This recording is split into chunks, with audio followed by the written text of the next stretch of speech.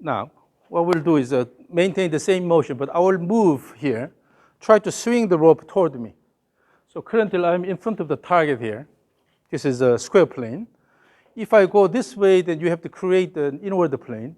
If I go here, we have to create an outward plane by changing the body motion, okay? But still you have to create the motion. So here's a square plane. Let's swing toward me. Yep.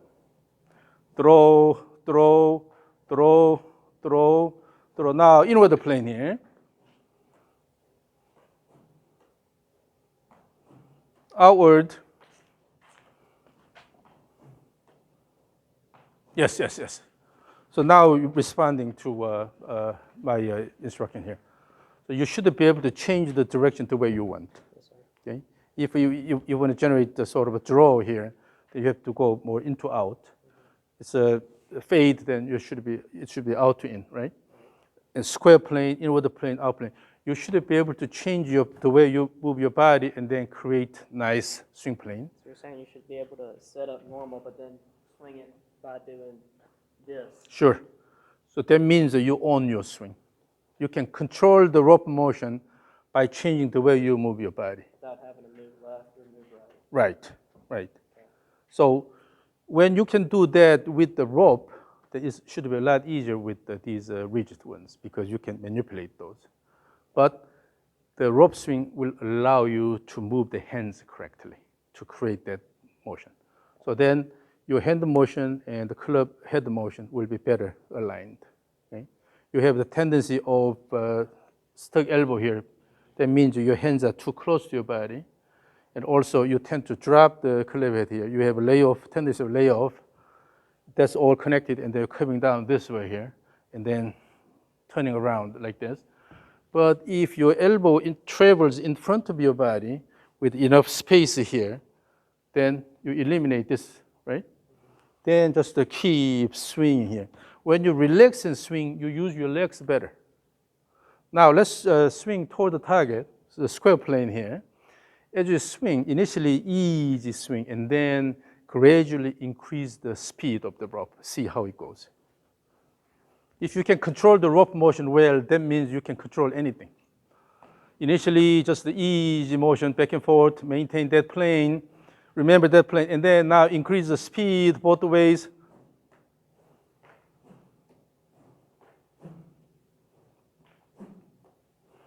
So when you increase the speed, you tend to pull inward. Swing plane becomes inward. That means that even when you increase the speed, still you should be able to throw the rope toward the target here. Then come down a bit here and then throw that way instead of turning the upper body early and then coming in here. So particularly when you start increasing the speed, pay attention to the rope motion. See whether it's along the square plane. The hands are too low here. So easy and then swing, swing, swing. Yeah, from there, yes, yes, that's better. You start pulling, that means you're opening the body early.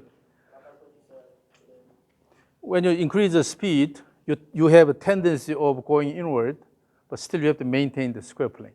So in other words, let's do this. I will stay slightly right side of the target here. Maintain this.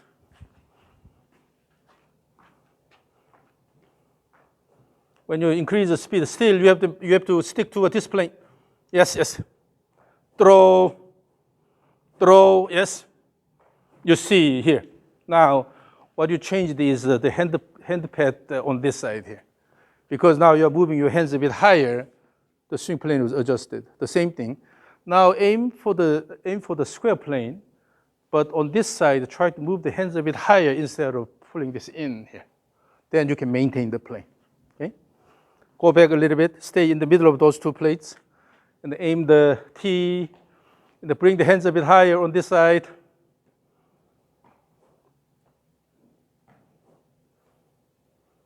Backswing should be fast enough. Backswing should be fast enough.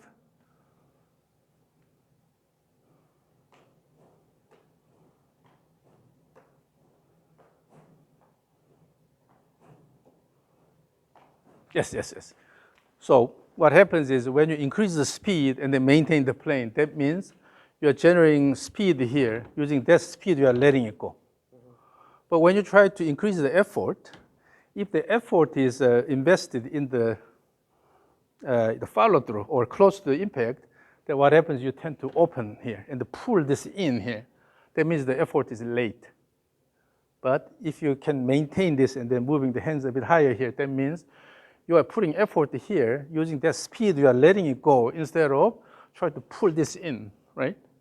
So again, maintain the plane toward the target and then activate the develop good speed here, let it go using that speed instead of pulling in the follow-through, okay?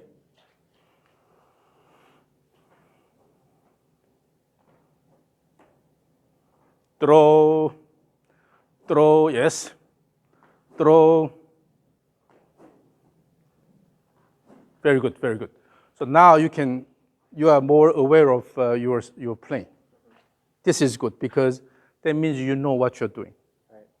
And then if something is not right, then you can adjust it because you know what is happening here. So rope swing is really good for that purpose because you cannot manipulate. That means it shows an honest response to what your body does. Okay. Now using the stick here, light stick again, the same thing. Swing back and forth. Relax your wrist, relax the body. Your goal is to move the white ball around.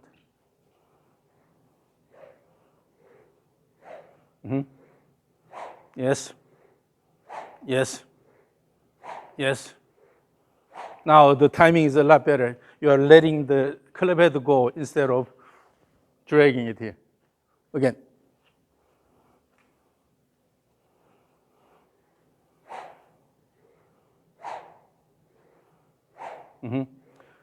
Dance, dance, dance with the legs. Dance, dance.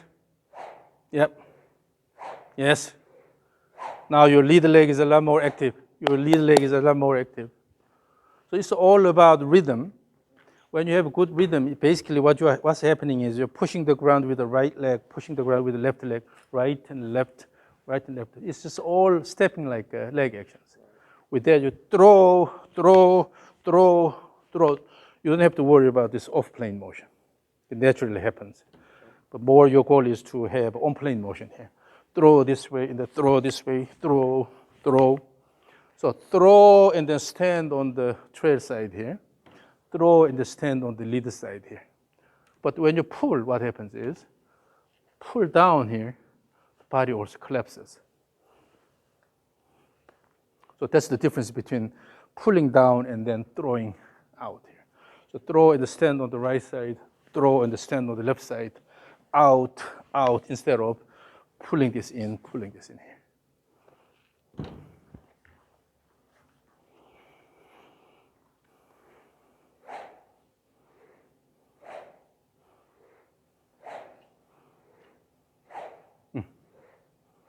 Yes. Now the finished position, you have to stand on the little leg better. So when you have a fairly symmetric motion back and forth, with that, when you develop good rhythm, then automatically you start using your legs better. When you use the legs better, then the rhythm improves because the rhythm is largely coming from the leg actions. Then all you do is just to throw, reverse the direction, and throw, reverse the direction, throw. This can be done with the rope. This rope is yours. Take it with you. And you can use any light stick or orange whip is heavy. Your club, the speed stick is called the rip stick here. You can use a speed stick like this.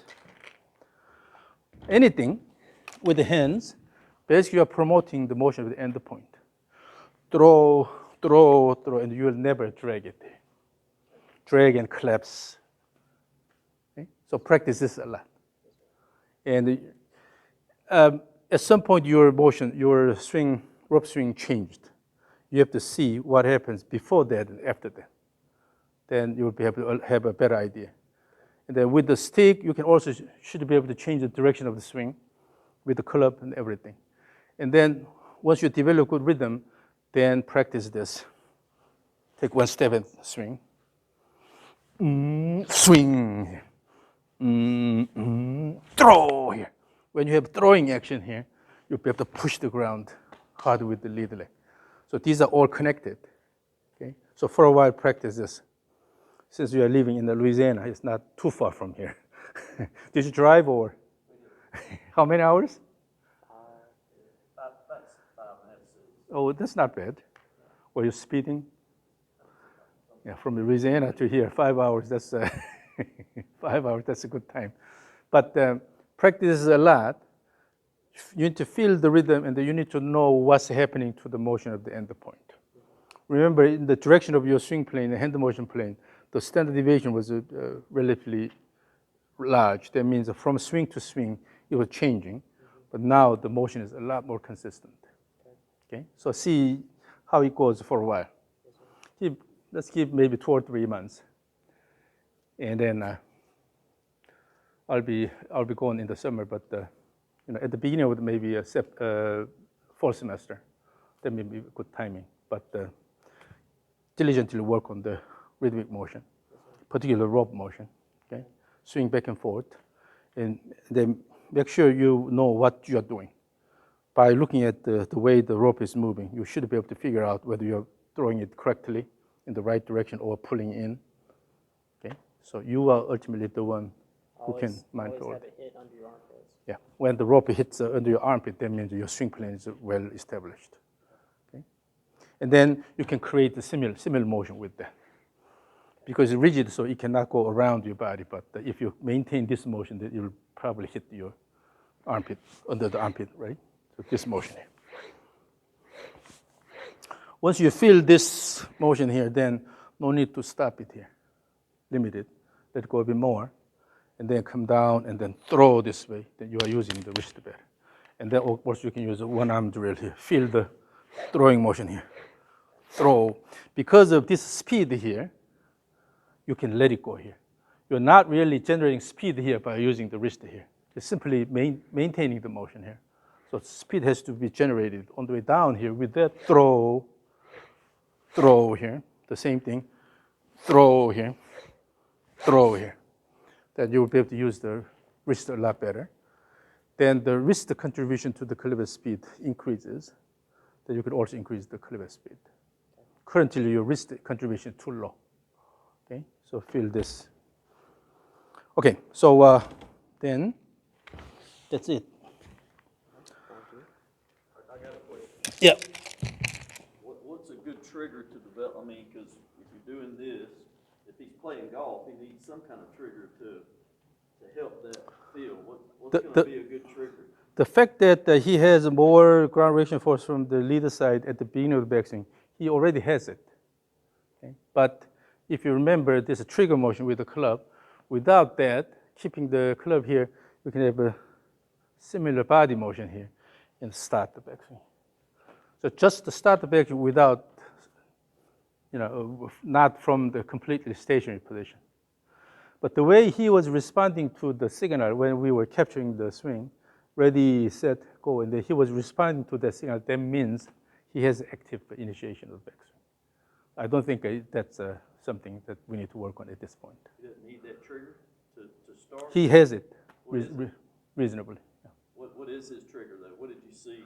The possibility is here, you can turn the pelvis this way and then start, or just a shift and then start, or drop this side here and start.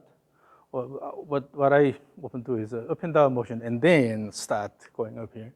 There are different ways to do the trigger motion. Say that again? So it's already all recorded, so no need to worry about it. So there are different ways. Again, turning and turning back, or shifting and shifting back, or just putting the knee in with that starting, or you have a little bit of a feel of up and down motion and then start backswing. It's all about the internal rhythm you have. But now with the rope swing, your legs are moving better here. That means you have better body rhythm here. But with that, you can use the legs to start the backswing. So it's just a matter of developing good rhythm, okay? And have the image of throwing out, so that you can kick the ground, and then stand on the trail side, stand on the leader side. That's all you need to practice.